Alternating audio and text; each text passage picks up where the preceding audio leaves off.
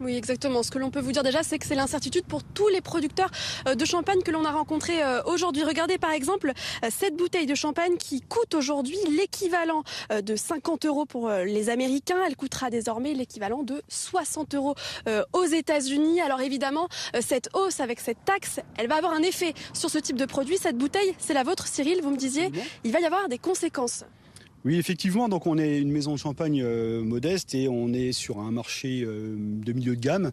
Donc on est tout de suite face à d'autres produits effervescents aux États-Unis qui ont aussi pour quelques domaines le droit d'utiliser le mot champagne. Voilà, donc plus on va avoir de taxes sur les pays français et européens, plus on va s'éloigner malheureusement des productions américaines. Voilà, donc la chance qu'on peut avoir à notre niveau, c'est qu'on est un petit domaine. Donc voilà, ce sont pas des grosses quantités qu'on va perdre, mais ça va quand même influencer nos exportations. Vous disiez, vous réfléchissez déjà à des stratégies, redéployer certains stocks vers de nouveaux pays? Voilà. Effectivement, donc c'est vrai que c'est assez brutal. L'information est d'aujourd'hui. Bon, il y a à peu près 2 à 3 semaines, on nous avait annoncé 200%. Donc bon, c'est quand même rassurant.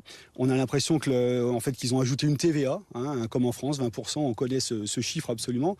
Donc on est en train de réfléchir. On va rentrer nous dans une période touristique. Le no-tourisme est très important sur la ville d'Épernay où nous sommes situés.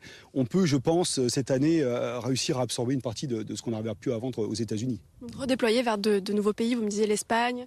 Voilà, effectivement, donc l'Europe, et on commence à avoir des demandes sur l'Est d'Europe, voilà, des gens qui sont touchés aujourd'hui par des guerres. On est assez surpris, on a aussi des demandes d'exportation en Ukraine. Merci Cyril. Vous le voyez, l'incertitude pour tous ces producteurs, alors que vous le savez, les États-Unis restent le premier marché d'export pour le champagne.